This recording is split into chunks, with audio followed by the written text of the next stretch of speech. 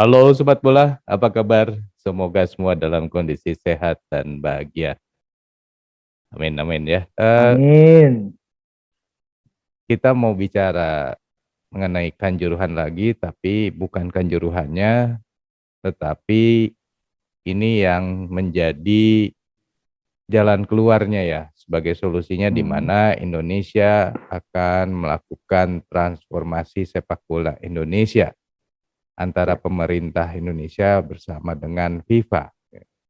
Bro Ipung, betul. ini menurut saya sangat bagus sekali ya tindakan dari pemerintah yang langsung mengajak FIFA untuk membenahi sepak bola Indonesia. Ada komentar, Bro? Betul. Ya memang kan selepas peristiwa Kanjuruhan, yang ini kan sebetulnya menjadi berita yang sangat mendunia ya, bahwa lagi-lagi sepak bola memakan korban. Dan itu sebetulnya kan yang selalu diusahakan, dicegah oleh FIFA sebagai induk olahraga. Makanya pemerintah Indonesia saya pikir juga dalam hal ini cepat untuk menanggapi persoalan ini. Ini kan berkaitan juga dengan penunjukan Indonesia sebagai tuan rumah Piala Dunia gitu. Mhm. Karena penunjukan Piala Indonesia atau sebuah negara menjadi tuan rumah Piala Dunia, walaupun itu tingkatnya kelompok usia, itu juga tidak mudah melalui bargaining, melalui negosiasi dan segala macam. Jangan sampai kerja-kerja yang sudah dilakukan mungkin dilakukan ini sejak 5-8 tahun yang lalu itu menjadi sia-sia.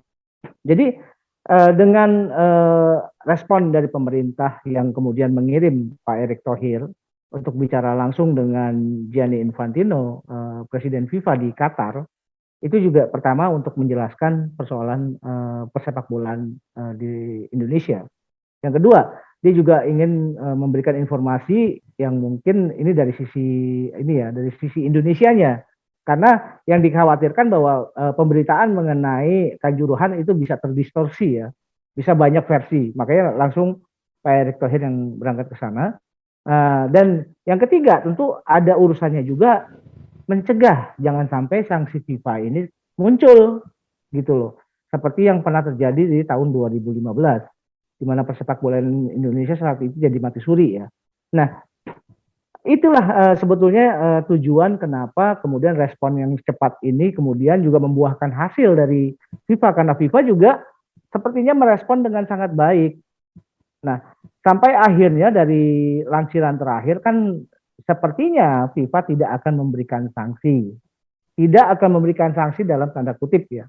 Dan tentu tidak memberikan sanksi ini ada syarat gitu loh bro.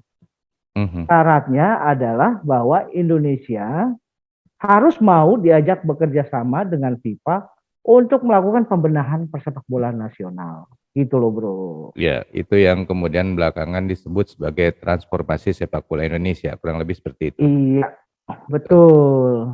Dan Nah, kalau kita ini gimana bro? ya ini kira-kira apa saja nih yang akan dijadikan poin-poin sebagai transformasi ini, Bro? Ya sebelum menjawab ke situ mungkin saya akan bicara dulu secara diksinya aja. Narasinya Mhm. kan udah berbeda antara transformasi dengan reformasi ya. Mhm. Kalau reformasi ini kan dilakukan dalam rangka pembenahan dari struktur yang sudah ada. Kalau yang dikatakan, yang disampaikan oleh FIFA bahwa sepak bola Indonesia harus bertransformasi, ini sangat mungkin bahwa struktur yang sudah ada itu akan diacak-acak gitu loh, akan dirubah total. Itu sangat mungkin, bro. Jadi Jadi, kalau ibarat rumah hmm, itu kan hmm, bukan lagi renovasi tetapi memang bukan bangun renovasi, ulang ya. bangun ulang, direkonstruksi semua. Wah, ini menarik nih, menarik. Coba Bro, kira-kira apa aja nih Bro yang disampaikan oleh FIFA? Ya kan sebetulnya FIFA kan sudah melihat belakangan ini ya, sudah bisa mengidentifikasi bahwa ada persoalan di persepak bolaan nasional, di persepak Mhm. bolaan Indonesia maksudnya. Mhm. Persepak bolaan Indonesia punya banyak masalah gitu loh. Ya masalah pengaturan skor, masalah perwasitan, masalah supporter, masalah stadion, masalah pengamanan. Dan itu kan yang harus segera ditransformasi, harus segera dirubah mindsetnya. Jadi Hmm. FIFA kemudian mensyaratkan kalau Indonesia tidak mau disanksi, Indonesia harus bertransformasi. Syaratnya satu ya, ada 5 poin sebetulnya ya, yang diharapkan oleh FIFA sepak bola Indonesia bertransformasi. Satu, mengenai revitalisasi stadion. Karena stadion di Indonesia itu banyak yang mengabaikan ini ya, sisi-sisi pengamanan dan sisi-sisi yang sifatnya ini ya, utility gitu loh. Seperti hanya ada satu ruangan atau jalan untuk mobilitas penonton keluar dari stadion dan sebagainya. Kemudian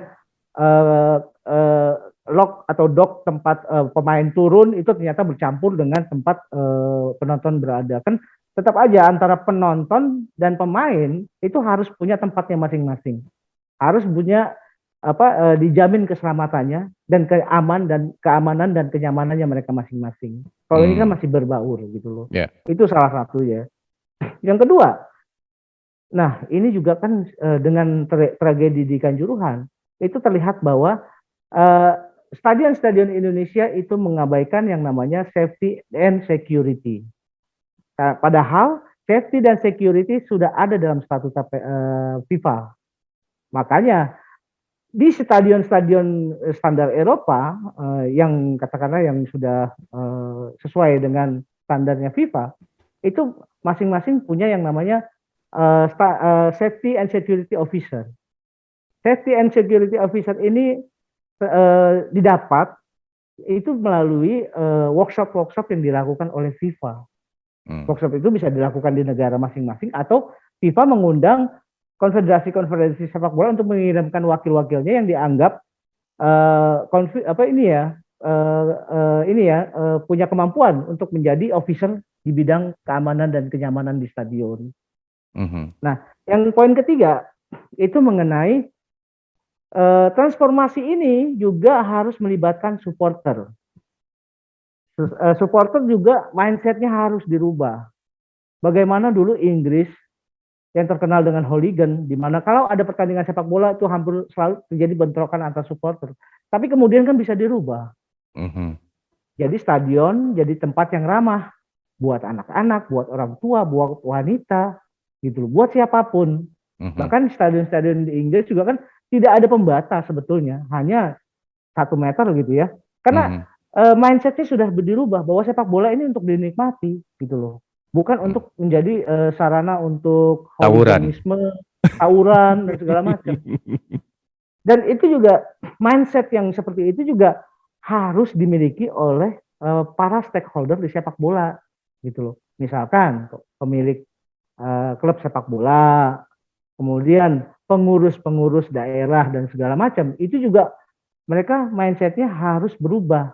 Dan nanti FIFA yang akan memberikan bimbingan.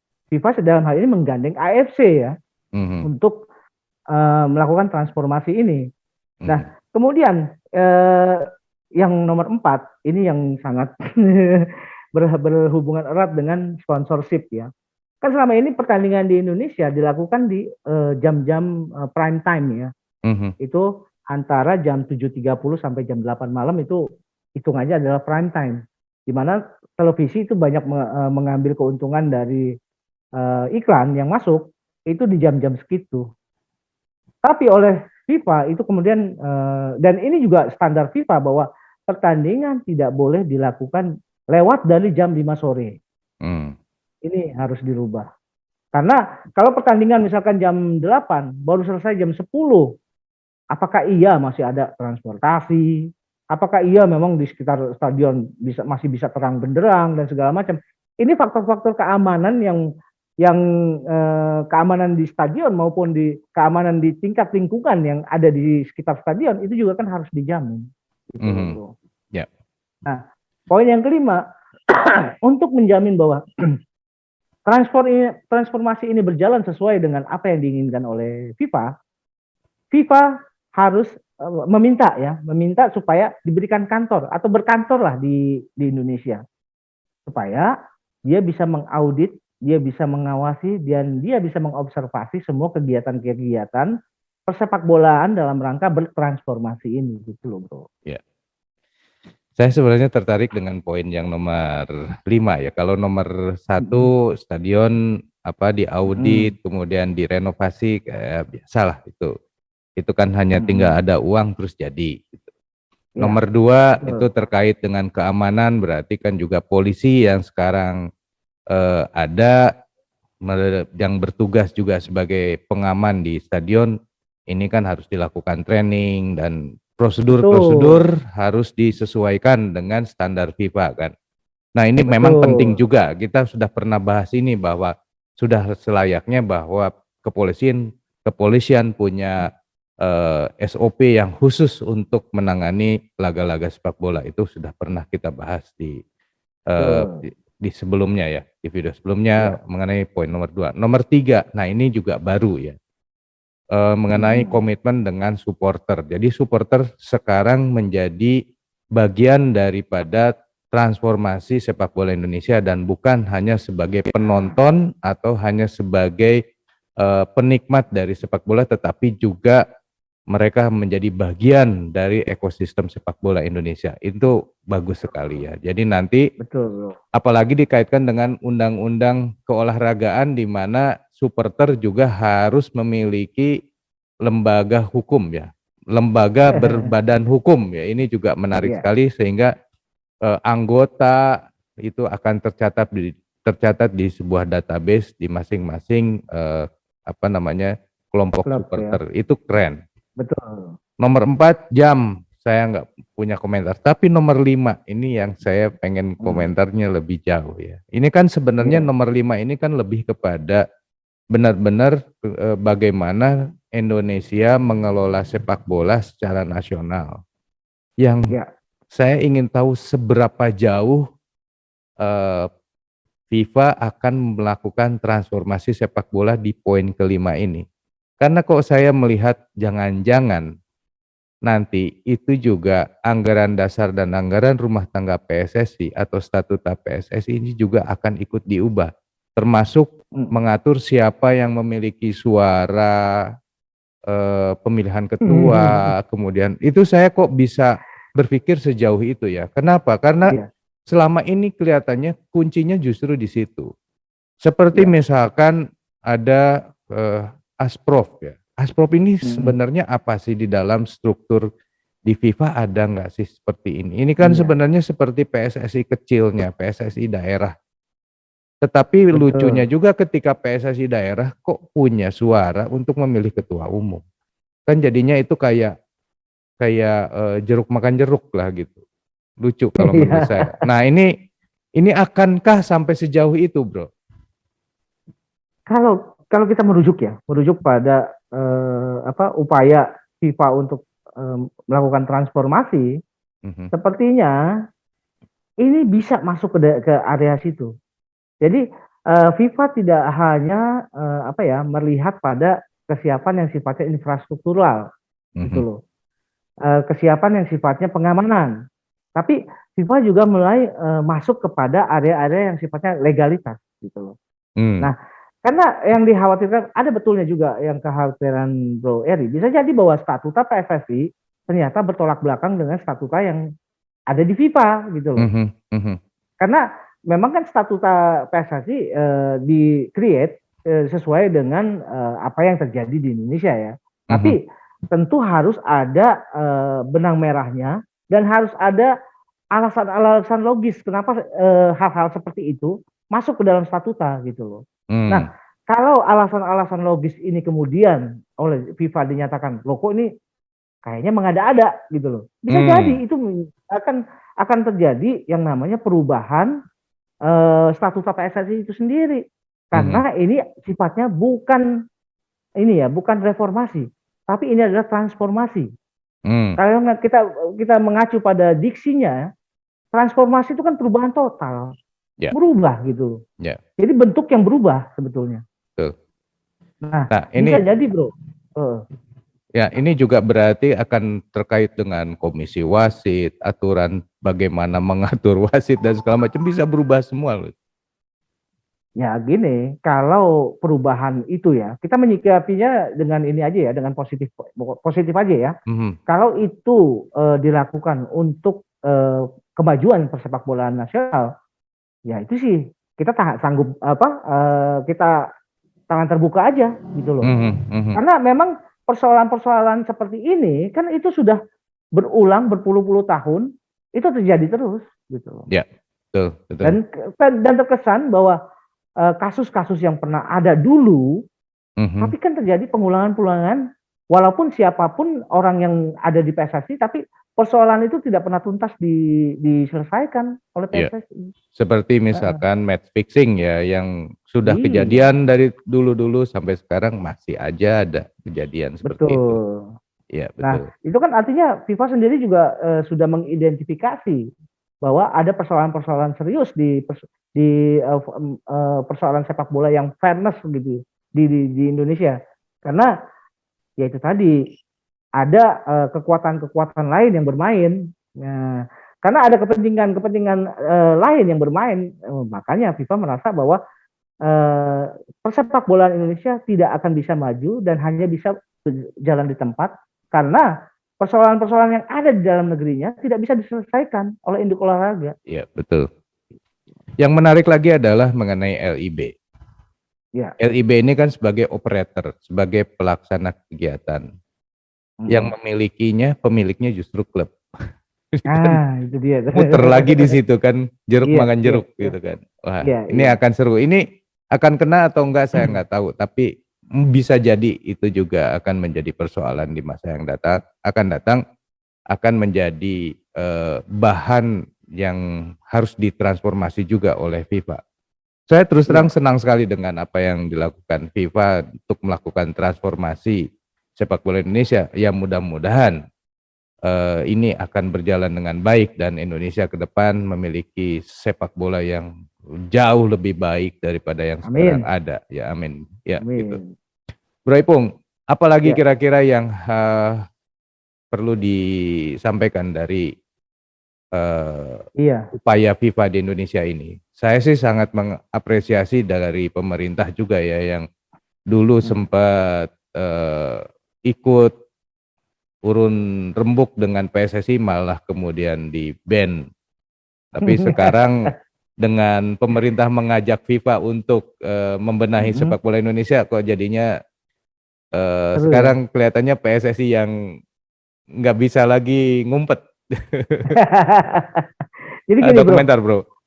Jadi gini, kedatangan Pak Erick Thohir kemudian ditindaklanjuti nih dengan cara yang sangat serius oleh Gianni Infantino, Presiden FIFA.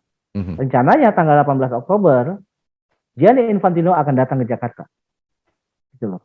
Untuk mulai berdiskusi mengenai transformasi persepak bola nasional. Sekaligus dia memang ada acara di G20, G20 ya. Jadi saya pikir apa yang digaungkan oleh FIFA mengenai rencana mentransformasi persepak bola nasional, rasanya ini akan cepat terrealisasi karena terlihat bahwa ada keseriusan juga dari Presiden FIFA untuk membenahi persoalan-persoalan persepak bola di Indonesia dengan kedatangan dia nanti di tanggal 18 Oktober. Ya, kita berharap aja lah bro.